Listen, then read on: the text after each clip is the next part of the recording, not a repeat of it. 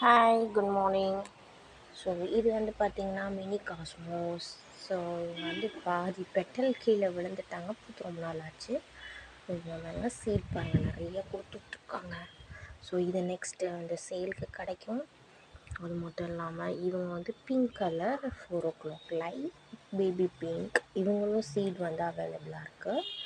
So வேணுங்கிறவங்க contact பண்ணிக்கோங்க. இவங்கெல்லாம் வந்து நீங்கள் போட்டிங்கன்னா டக்குன்னு முளைச்சிக்குவாங்க.